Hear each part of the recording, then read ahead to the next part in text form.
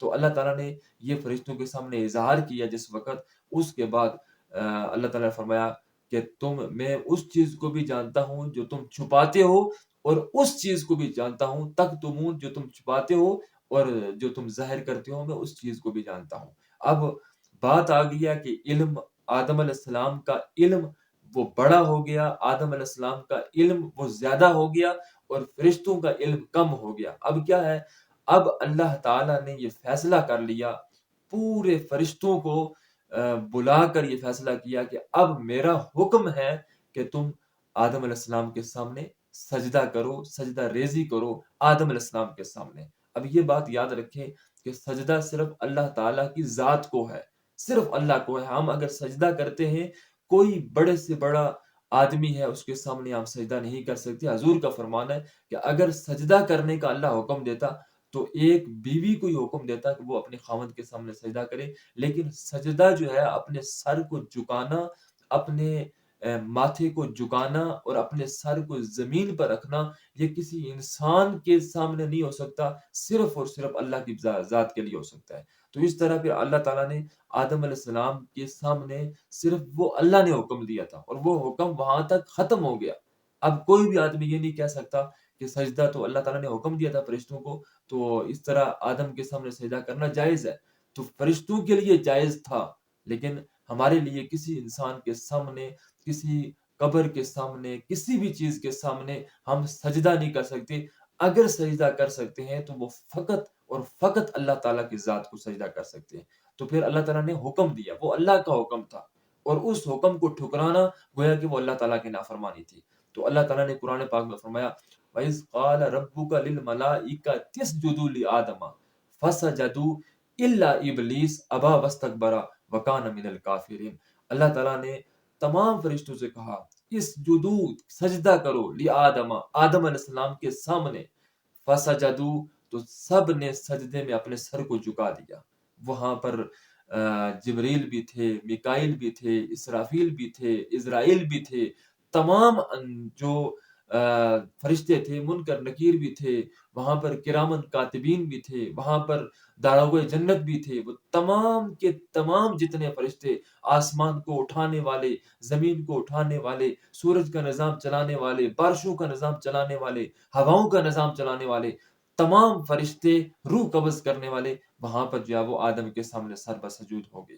تمام نے سجدہ کیا، کسی نے انکار نہیں کیا، اور کسی نے یہ نہیں کہا کہ آدم کو کیسے سجدہ کرے۔ تو اللہ تعالیٰ نے فرمایا الا ابلیس، سوائے شیطان نے سجدہ کرنے سے انکار کر دیا۔ شیطان نے اسی وقت جب سجدہ کرنے سے انکار کر دیا، تو اس نے جب سجدہ کرنے سے انکار کیا تو اللہ تعالیٰ نے پھر اس سے سوال کیا کہ تو نے سجدہ کیوں نہیں کیا، کیا وجہ ہو سکتی ہے، تاکہ وہ اپنی کوئی ایسی چیز پیش کرے تو میں اس کے اوپر لعنتیں نہ برساؤں، میں اس کو اپنے دربار سے نہ نکالوں۔ ابلیس سے پوچھا کہ تو نے سجدہ کیوں نہیں کیا، تو اس نے کہا کہ مجھے آگ سے پیدا کیا گیا، اسے مٹی سے پیدا کیا، میری فضیلت زیادہ ہے، میری اہمیت زیادہ ہے۔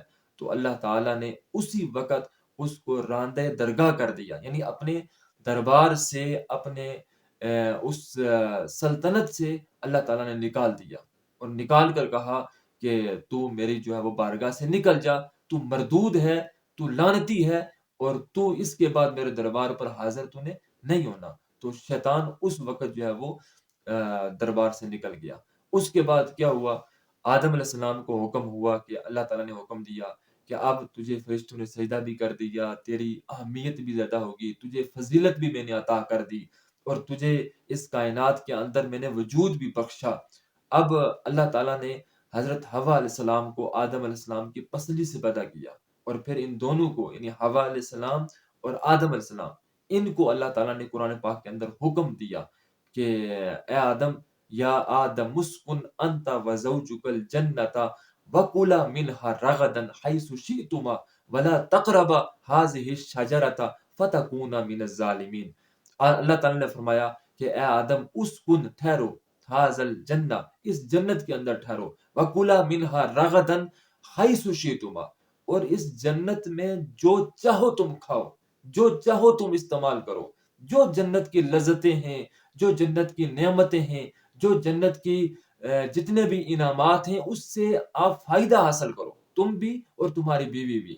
اسکن انت وزوجک الجنہ وکلا، اور تم کھاؤ منہا اس میں سے، رغدن جو بھی لذیذ چیزیں ہیں، حیث شئتما جہاں سے چاہو، جس جگہ سے چاہو تم کھاتے رہو.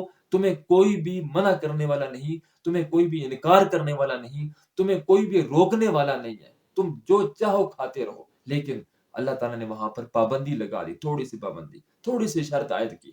وہ شرط کیا تھی؟ اللہ تعالیٰ نے فرمایا کہ تم کھاؤ پیو وَكُلَا مِنْهَا حَيْثُ رَغَدًا حَيْثُ شِئْتُمَا وَلَا تَقْرَبَا هَٰذِهِ الشَّجَرَةَ فَتَكُونَ مِنَ الظَّالِمِينَ. لیکن اللہ تعالیٰ نے فرمایا کہ تم اس درخت کے پاس نہیں جانا. اگر تم اس درخت کے پاس جاؤ گے، یہ فلاں درخت ہے، جنت کے اندر ہی ہے، یہ فلاں درخت ہے، اس کے پاس نہیں جانا. اگر تم اس درخت کے پاس جاؤ گے تو فَتَكُونَ مِنَ الظَّالِمِينَ، تو تم ظالموں میں سے ہو جاؤ گے.